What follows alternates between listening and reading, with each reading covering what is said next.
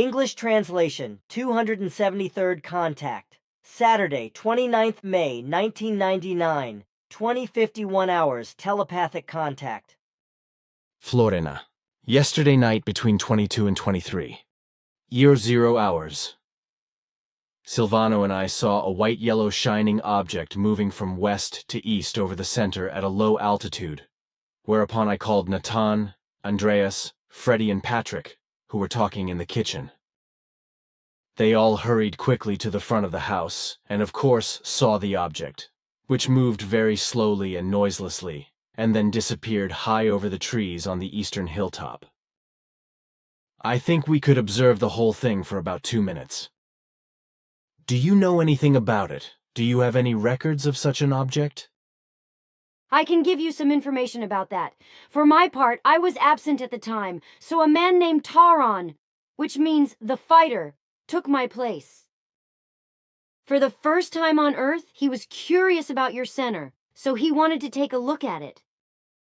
So last night at 22:43 hours, he flew over your area and your buildings at an altitude of 4,060 meters, so at a low altitude, as you already mentioned. The overflight speed was about 52 kilometers per hour, as I can see from our notes here. Thank you very much. That is it then. If you like it, I would like to visit you tonight and give you a surprise.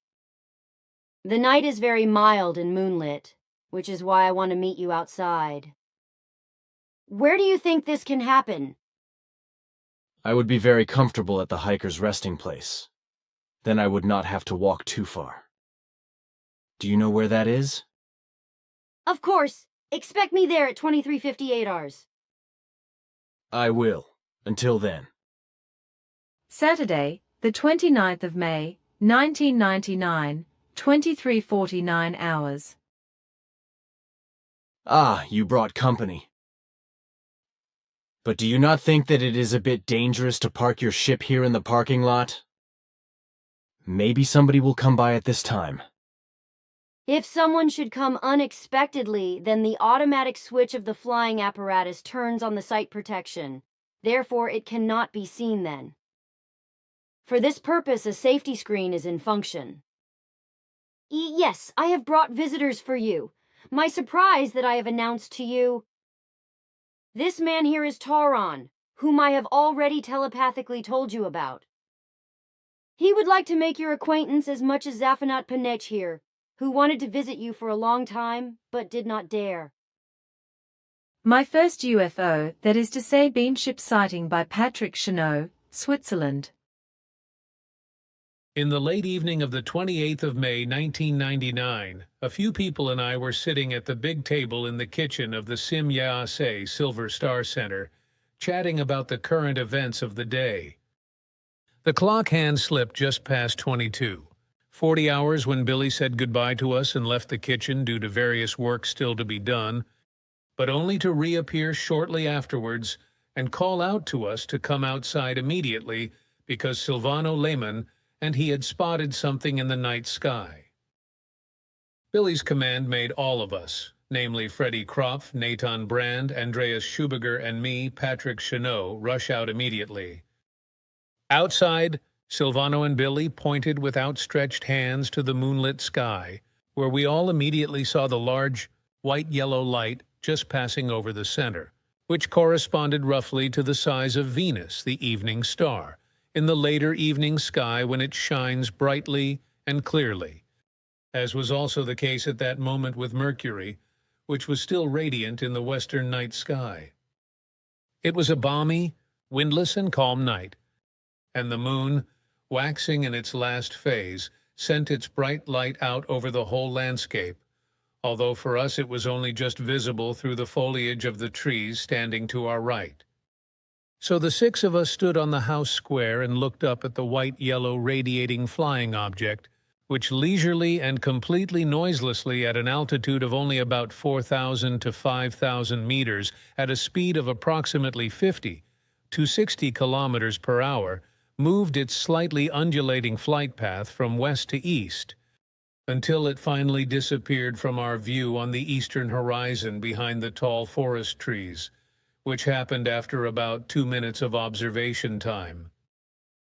This impressive experience naturally fueled our curiosity, which is why we attentively searched the night sky for other flying objects. In addition to various aircraft, whose lights were clearly visible in the starry night sky, and whose engine or jet noise could be heard exceptionally well in the quiet night. We spotted 8 fainter flying objects within only 10 minutes, which must have been unmanned extraterrestrial telemetry disks.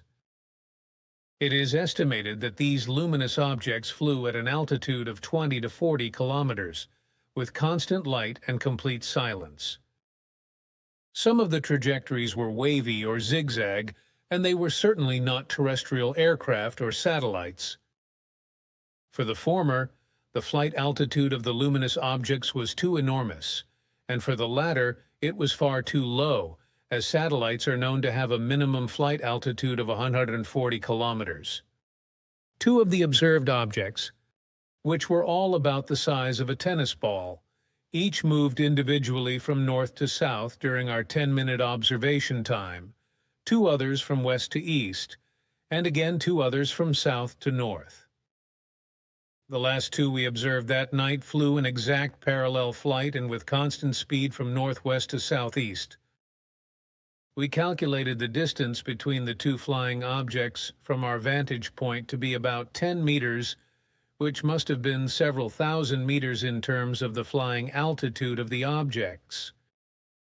After this last observation, the bright night sky became quite quiet, so we only saw the glittering stars and the shining moon.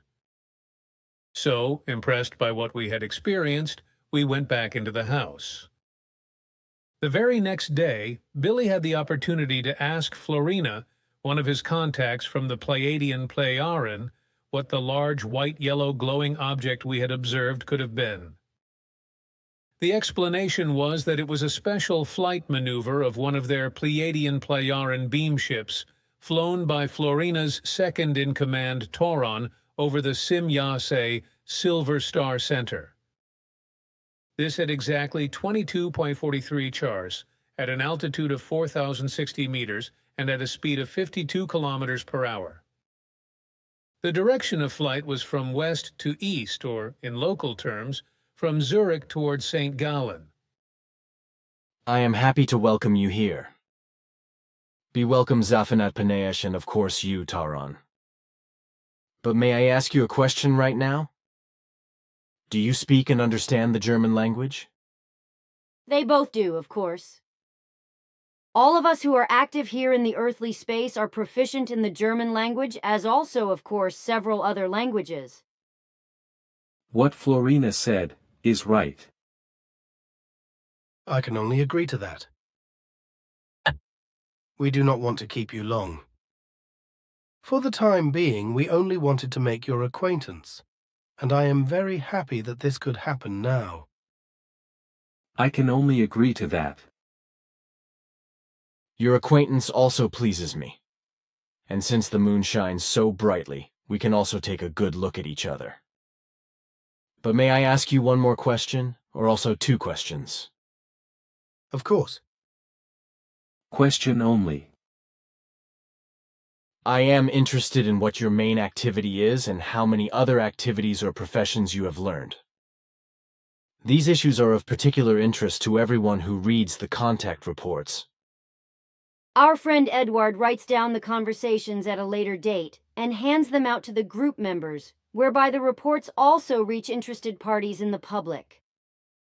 He can retrieve our conversations from our registration devices and write them down. For my part, one have learned 19 different activities, whereby I am mainly employed in security analytics as well as in biological and technical cybernetics. With me, I can speak of 23 different learned activities or professions, as you call them. Currently, I am dealing with the conventional and quite advanced terrestrial electronics.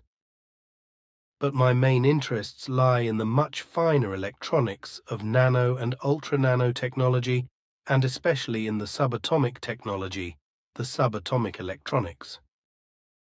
Thanks for the information.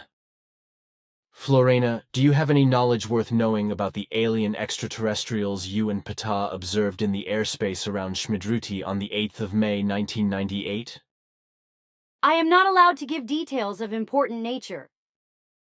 However, I may say that these strangers are very often present in your airspace. We do not know the reason for this, but we have our assumptions. I can also say that they also flew over your center last night, only 7 minutes before Toron. They also flew at low altitude and clearly visible due to the glow of their flying apparatus. Apparently none of you observed this. We were all in the house, except Silvano, who did his obligatory tour, and of course paid attention to other things than what was happening in the sky. I myself just left the house at that moment and looked up at the sky as Tauron flew by so majestically with his ship, drawing Silvano's attention, of course, who was just passing by the front door. Then it was actually a lucky coincidence that you saw Tauron's flying machine. A coincidence, so to speak. What was that? That metallic sound that you could just hear from the front at the light source? Is anyone coming here? No, do not worry, because that was Bernadette with the time clock keybox. She's on the night watch and just closed the keybox. Then I am reassured. Please explain to Bernadette that she should not be frightened if she hears any walking noises, etc. in the surroundings, because we want to walk on your premises for some time. Zaphanet Paniak and Tauron are interested in everything you have built up over the years. They also want to get to know the area because they also want to walk around here more often in the future. We really want to do this, if you and the group members allow us to do so. That is not a question. Of course the whole area is open to you, even the buildings if you like, and I am thinking especially of my office. You think that is really possible? Of course. He really means it. I will teach you both all things and explain everything. Well, then I want to go back to the house, and you can take your walk. Bye and Salome, y'all.